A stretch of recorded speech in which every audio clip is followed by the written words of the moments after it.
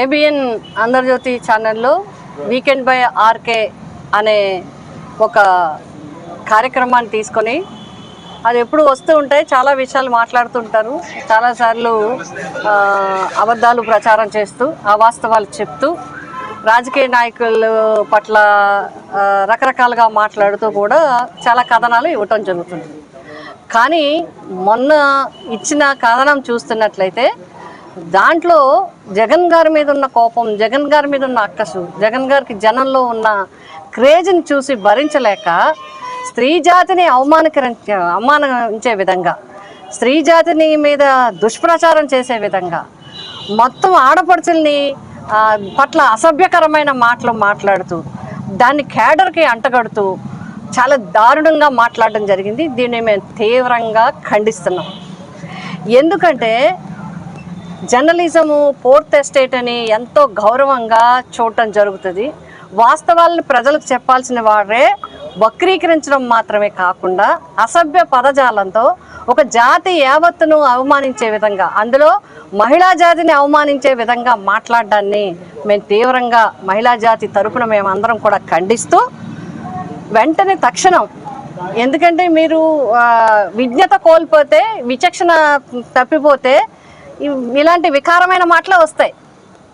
Sense ఒకసారి చెప్తే, common sense ఒకసారి చెప్తే న్యూ సెన్స్ మాటలు రాకపోతే ఇంకేం మాటలు వస్తాయి ఎవరి నోటెంపుడైనా?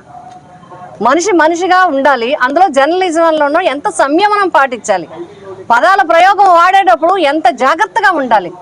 కనీసం ఎన్నో జాతీయాలు ఉన్నాయి, మనకి ఎన్నో సామెతలు ఉన్నాయి. ఇప్పుడు ఆ సామెతలు కూడా మనం వాడడం లేదు. ఎందుకంటే సమాజంలో పరిస్థితులు, సామాజిక పరిస్థితులు మారాయి కాబట్టి దానికి అనుగుణంగా అప్డేట్ అవ్వాల్సిన మీరు మరింత కిందకి దిగజారిపోయి జగన్ గారి మీద ఉన్న కక్ష, అసూయ, ద్వేషంతో ఏది పడితే అది మాట్లాడాలనుకుంటారా? కేడర్ని కించపరచాలనుకుంటారా?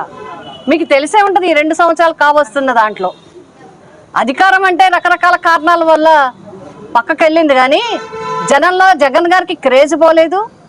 వైసీపీ కేడర్లో ఆయన అంటే నమ్మకం పాలేదు. ఇంకా భరోసా పెరిగింది. జగనన్న ఎక్కడుంటే అక్కడికి వస్తాం, జగనన్నతో మేము ఉంటాం, జగనన్నే మాకు దైవం అనేలాగా అందరూ కూడా కేడరు. మీరు ఎన్ని రకాల ఆఫ్ చేయాలని చూశారు, పెళ్లికి వెళ్తే ఆఫ్ చేయాలని చూశారు, పరామర్శకి వెళ్తే ఆఫ్ చేయాలని చూశారు. ఎన్ని చేసినా సరే వేలాది జనం కొండలెక్కి, గుట్టలెక్కి, గోతుల్లో దిగి కూడా జనం జగన్ గారి దగ్గరకు వచ్చారు. ఇంకేమీ చేయలేక చేతులు ఎత్తారు. మహిళల పట్ల ఇలాగైనా ఈ ప్రభుత్వం వచ్చిన తర్వాత ఒక్క మహిళలకు సంక్షేమ కార్యక్రమం ఇవ్వనే లేదు. నీకు 15 చెప్పారు, 15,000 ఒక పార్టీ చెప్పారు, 30,000 మంది మహిళల్ని కిడ్నాప్ చేశారని ఒకళ్ళు చెప్పారు. ముగ్గురునన్నా తీసుకొచ్చారా పోనీ వెనక్కి?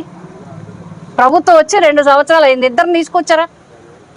ఇద్దరిని 2 సంవత్సరాల్లో 1 సంవత్సరాన ఇచ్చారా 15,000? ఏమీ ఇవ్వలేదు.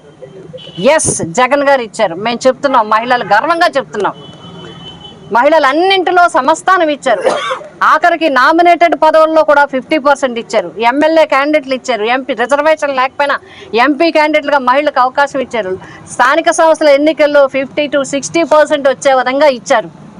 ఇన్ని రకాలుగా దిశా చట్టం తేవాలని ప్రయత్నించారు. చట్టం రాకపోయినప్పటికీ, కేంద్రంలో పెండింగ్లో ఉన్నప్పటికీ ఆ చట్టంలో ఉన్న అంశాలన్నీ అమలు చేసి మహిళల్ని రక్షణ కల్పించాలని చూశారు. మీరేం చేశారు? ఇక్కడికి వచ్చిన తర్వాత మహిళల మీద అత్యాచారాలు, చిన్నారుల మీద అత్యాచారాలు, కిడ్నాప్లు, మానసికంగా క్షోభించడం.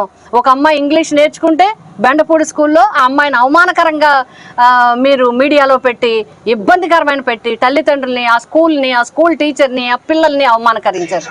అదేవిధంగా ఒక అమ్మాయికి పట్టా వచ్చిందని ఆనందంతో ఆ అభిప్రాయం చెప్తే ఆ అమ్మాయి ఆఖరికి సూసైడ్ చేసుకునే వరకు మీరు వదిలిపెట్టలేదు. ఇలా ఎన్ని సంఘటనలు? టీచర్స్ని, ఎంప్లాయర్స్ని పార్టీ పేరు చెప్పి ఎంతమంది మహిళల్ని మీరు బాధించారు? ఎంతమంది ఎమ్మెల్యేల మీద మహిళల మీద అత్యాచారాలు చేసినట్టు ఎన్ని వచ్చాయి? సాక్షాత్తు ప్రపంచ ప్రఖ్యాతిగాంచి అతి పవిత్రమైన టీటీడీ చైర్మన్ మీద కూడా మహిళల మీద వచ్చింది. మీరు ఎవరిని అనరు. నేను 3 పార్టీలు, కూటమిలో ఉన్న 3 పార్టీ పరంగా, ప్రభుత్వ పరంగా ఏం చేయలేదు, పార్టీల పరంగా ఒక ఏబిఎన్లో ఒక ఈ వీకెండ్ కామెంట్ అని చెప్పినప్పుడు అందులో మహిళల్ని పరువు ప్రతిష్టలు దిగజార్చే విధంగా మాట్లాడినప్పుడు మహిళలు మిగతాయి మీకు ఏం నచ్చితే అది వాళ్ళకి సపోర్ట్ చేసుకోండి. మహిళల గురించి నీచంగా మాట్లాడినప్పుడు దాన్ని మీరెవరైనా ఖండించారా? ఒక్క పార్టీ కూడా ఖండించలేదు. దీన్ని బట్టి మహిళల మీద మీకున్న గౌరవం ఏంటనేది అర్థమవుతుంది.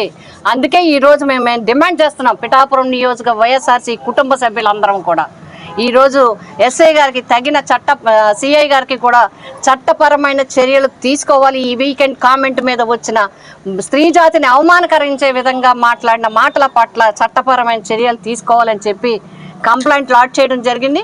అంతేకాకుండా రాధాకృష్ణ గారు నైతిక బాధ్యత వహించి ఇటువంటి పదజాలము పెట్టి స్త్రీ జాతిని అవమానించినందుకు స్త్రీ జాతి మొత్తానికి తక్షణం క్షమాపణ చెప్పాలి.